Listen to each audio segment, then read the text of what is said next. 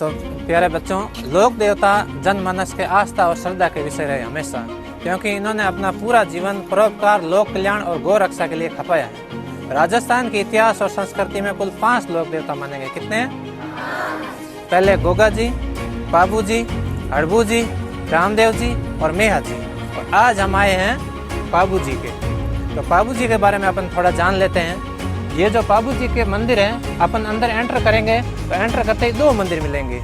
इसमें right side में जो पहला मंदिर है वो मूल मंदिर तो जो बाबू जी के वंशज धांधलों ने बनाया, और आगे वाला बीकानेर अपने जोधपुर के राजा अभय सिंह ने बनाया था। आगे जो मंदिर है ना, उस मंदिर के आगे की जो दीवार बनाई गई है वो बीकानेर दरबार द्वारा बनाई गई है। और इसके साथ में ये जो 2018 में बाड़मेर के सुथार है, उन्होंने बनाई ये पूरी पोल। अपन आगे जाएंगे तो देखेंगे।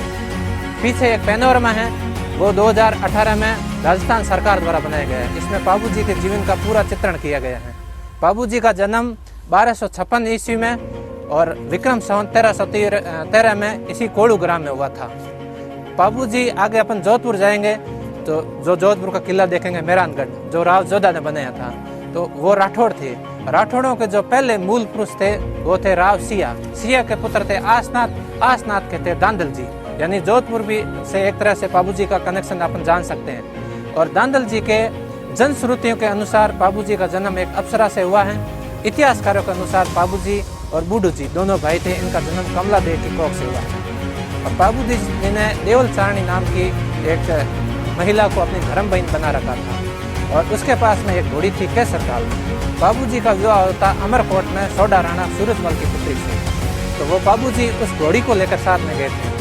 देवल चारणी ने बाबू जी से रक्षा का वचन लिया था। तो बाबू जी ने कहा कि जब भी कोई तेरे पर संकट आएगा तो मैं तुरंत हाजिर हूँगा। तो देवल चारणी ने कहा था कि ये घोड़ी ही नहीं आएगी तो समझ लेना मेरे पर संकट आ गया है। तो बाबू जी के जो बहनोई थे जींदराव खींची, वो देवल चारणी की गायों को लेकर भगा के ले गए थे। तो कैसर काल में वहाँ हिन्ना लगी।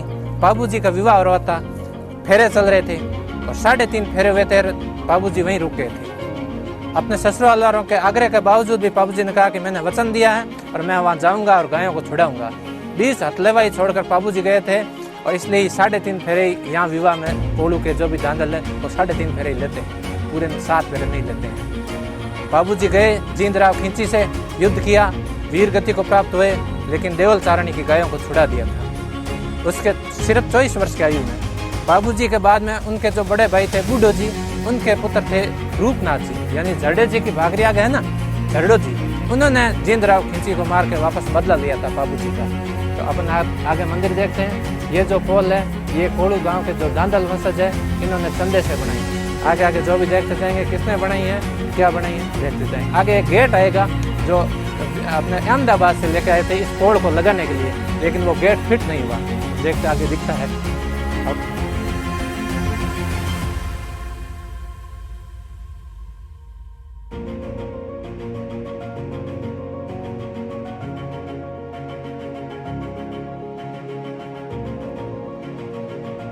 अब है ना अपने मंदिर के दर्शन कर रहे हैं। जो ये मंदिर है ना, ये मंदिर जो बाबू जी के वंशज दांदल राठौड़ थे उन्होंने बनाया।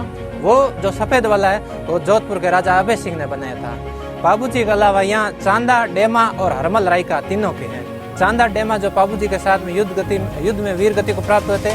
हरमल रायका जिनको जो सांडे लाने का राजस्थान में बाबू जी जो लक्ष्मण के होता ऊँटों के देवता माने जाते, तो सबसे पहले हरमल रायका ही यहाँ ऊँट लेके आए थे। वो पीछे ये बाबू जी का मंदिर है, वो भी बाबू जी का मंदिर है। फेरी दोनों के साथ नहीं लगती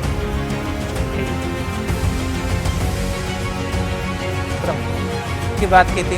वो गेट दिख रहा है आपको, वो गेट किसी मंदिर का गेट नहीं लग रहा है। कारण देखो, मंदिर के गेट में आगे जैसे सुइयों जैसी नहीं होती। पुराने टाइम में क्या होता है, जो किले वगैरह बनाते थे ना, तो किले वगैरह के गेट है वो हाथियों द्वारा तोड़े जाते थे। अब हाथी इस पे अपनी सूंड या पाँव कुछ भी नहीं मार सकता, क्योंकि इसमें ये सारी कीलें चुभ जाएगी।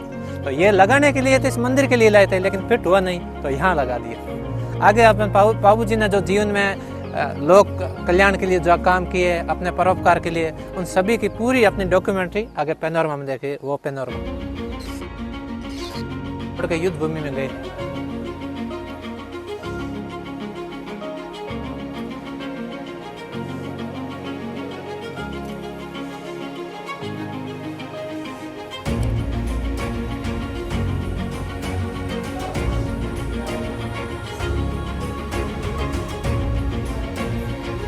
राजस्थान में ऊँट लाने का श्रेय बाबू जी को ही है। तो आप इसको देख सकते हैं, हरमल राय का आगे पीछे जो मंदिर देखा था वो कमला देव की कोख से हुआ, लेकिन जनश्रुति है कि उनका जन्म अप्सरा से हुआ।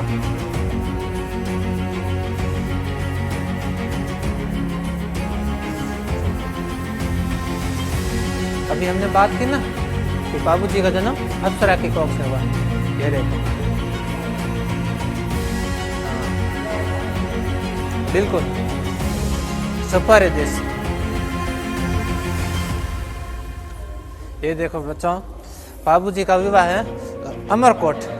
अमरकोट है ना पाकिस्तान में अभी। तो उनके जो सूरजमल सोडा थे उनकी पुत्री थी सुपरदे, उनसे विवाह हुआ था।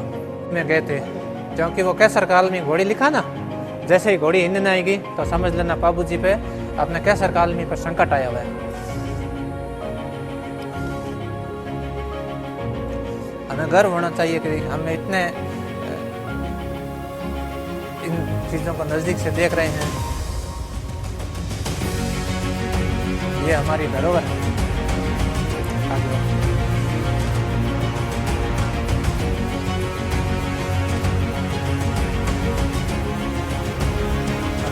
रावसिया के वंशज में रावजोत कारण यही था। ये देखो, वो देवल तारणी को बनाया था।